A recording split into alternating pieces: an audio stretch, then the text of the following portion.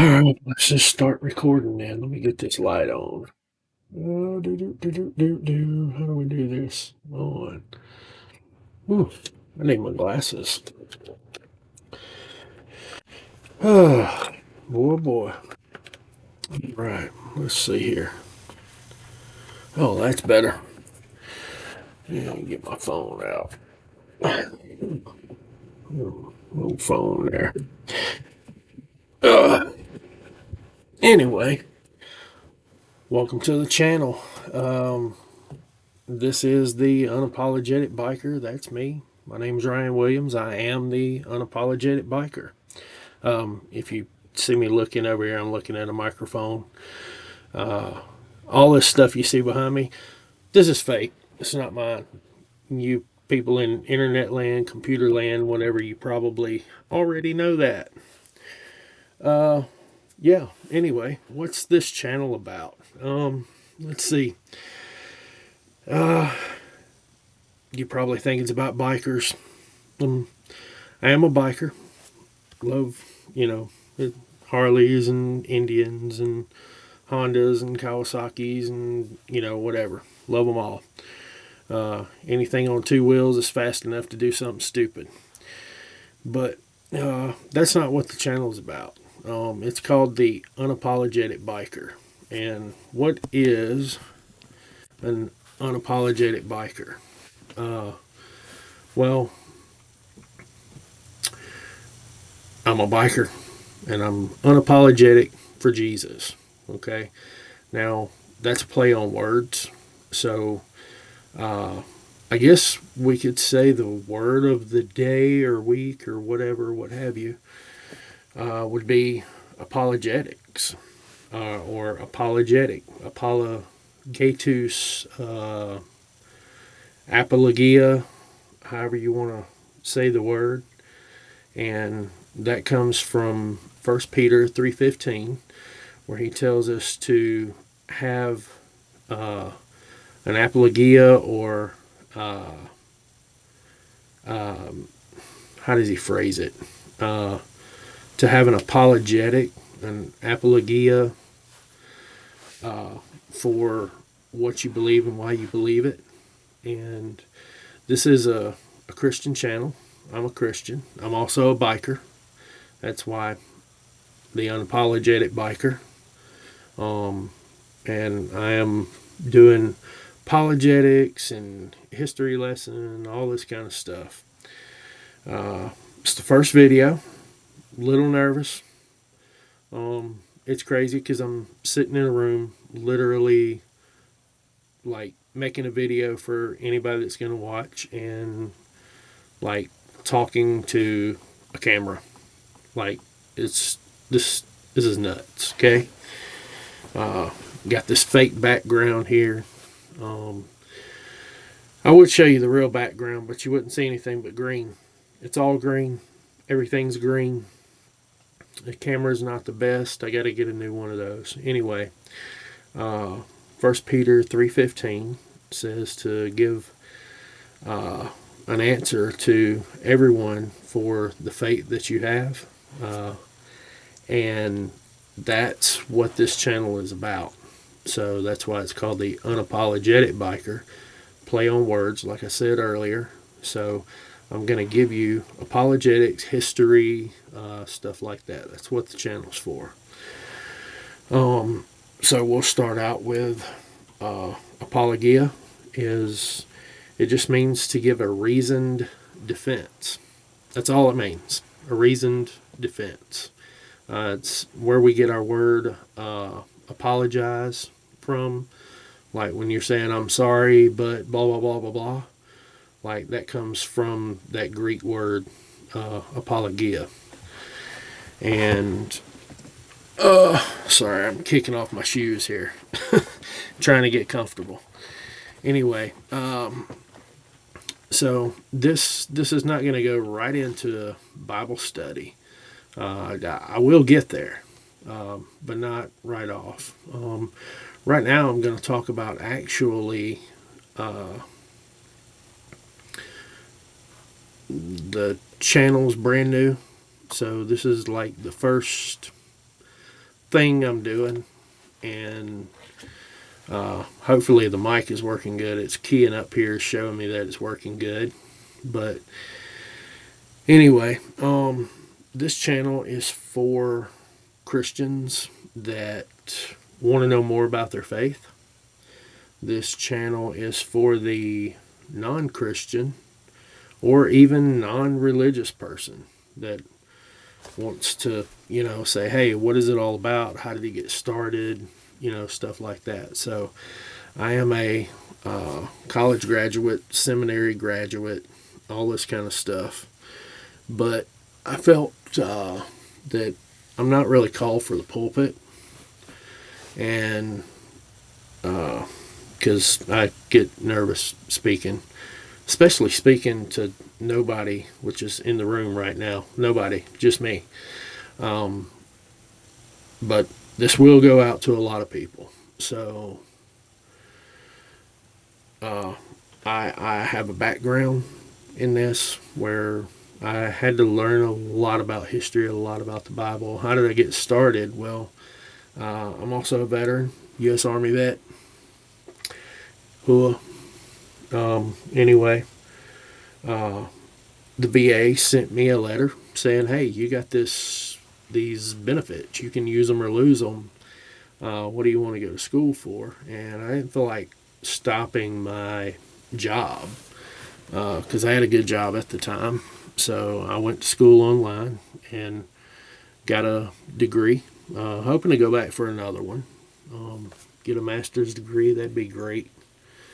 But I did a lot of work in history and writing papers and learning a lot about the Bible, how it was put together, and the writers and all this kind of stuff. So it's been interesting, and I just wanted to share that with people. I learned a lot of stuff, and it's a lot that people just normally wouldn't be into. And that's what I want to share with everybody. So that's what the channel's about. Dr. Pepper, man. Love it. Anyway. So, let's see, where to start. Apologetics, which is just giving a reasoned defense for the belief that you have. Everybody does apologetics. You could be apologetic about anime. You could be apologetic about Christianity. You could be apologetic about Islam. You could be apologetic about, I don't know, whatever your favorite TV show is. Okay? So everybody does apologetics already. You just didn't know that's what it was called. And it just means to give a reasoned defense for the hope you have within you, or a reasoned defense for anything, really. But Christians get that from 1 Peter 3:15, where he says to give a reasoned defense for what you believe to people that ask. So this is the first video that I'm doing, and that's why it's kind of rough. Sorry, we'll get better. But yeah, so I wanted to start off and talk about. I wanted to let you know what the videos are going to be about, who they're for. Like I said, for Christians that want to know more about their Christian heritage. Doesn't matter where you come from. If you speak English, you can understand me. Or especially Southern, if you couldn't tell, I'm Southern. Anyway, so if you just want to know more, I'm going to be doing a lot of stuff here, going into great detail about stuff. We will get to Bible study, and we'll talk about a lot of things that you probably knew and didn't know. If you're a non-Christian, if you're an atheist, if you're an agnostic, if you're from some other religion, that's great, because this is who the channel is really for. It's not for people that are going to church and praising the Lord and all this. I actually wanted to make a a channel that was different than all the other channels out there, because everybody has they're arguing for the Christian faith, and so am I. And but one of the things that we're told to do is to preach to others. And yeah, you put stuff on the internet, it gets out there, and you can preach to others. But like, how many people are really clicking on and watching your stuff? So I'm trying to build a base that's not just Christian, but is going out to a lot of different people. And that's one of the reasons for the setup the way it is and all this. You'll see my Bible later on. I got actually a few Bibles I want to show you. But that's kind of the history well, I shouldn't say history, the reason for this channel, or these videos. So let's get into the next thing I wanted to say, and that is that we want to talk about how we got our Bibles. Okay, so this maybe should be the second part. I don't know. However, my editor is going to split this up. This is whatever. Okay, I don't care how they split it up. But if they want to keep rolling, they can keep rolling. I'm just recording stuff, man. I'm just rocking and rolling, okay? Then nervous, and I feel stupid because I'm talking to a camera and not another person. So maybe I'll relax about that at some point. But let's say, how did we first get our Bibles? Well, I'll give some historical proof for this later on. I'm not going to do it right now. Like I said, this is the first video, or maybe the second video, if they're depending on how they're splitting things up. But I will provide some historical proof for everything. And remember, that's not scientific proof. I'm not showing you scientific proof. I'm not putting anything into a laboratory and coming out with whatever, showing you like a God gene or something crazy. Okay, there's historical proof and there's scientific proof. I'm doing historical proof here. Okay, so how we got our Bibles. So Moses wrote the first 5 books of the Bible. Now, did he write all of it? I honestly don't think so. I think he wrote a majority of it, or had someone writing while he was telling him what to say. He was dictating or whatever. He may have written some of it. He was educated. He was raised Egyptian, even though he was Hebrew. So he may have written some of it himself, but it came from Moses, the first 5 books, and then you go into Joshua, and then you go into all the judges, and then you go from there into the Kings and stuff like that. You go to the prophets. And then there's other writings like Psalms and Proverbs. I think Esther falls into that. Job falls into it.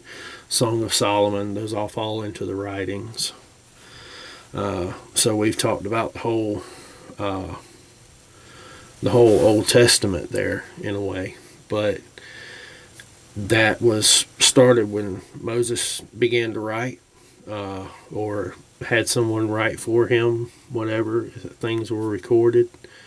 And those writings were seen to be from God, from like the Spirit of God, things God wanted us to know. Even though they were written by men, they were written in such a way where God wanted us to know these things.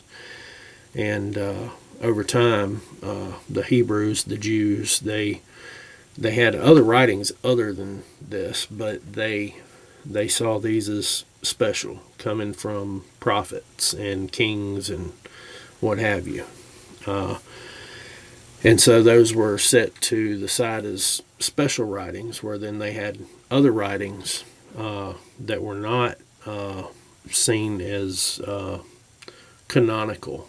They weren't put in the same type of library, the same canon.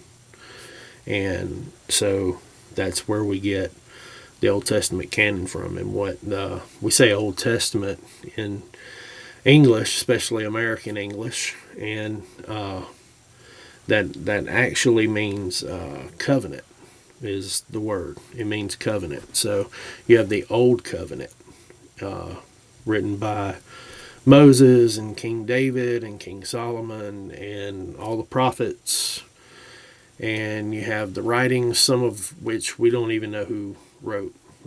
We have good ideas about stuff, but proof positive, we couldn't say one way or the other truly who wrote some of these things. So if you're talking about the writings of Moses, obviously Moses didn't record his own death. Someone else did that, right?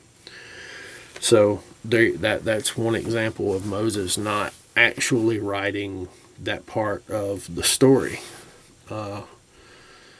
So not to say that it didn't come from Moses, it did, but there were other writers involved. So we say roughly 40 writers of the entire Bible, Old and New Testament. That there's probably more than that, but I would say that the historians, they've done a great job. They know a lot more than I do.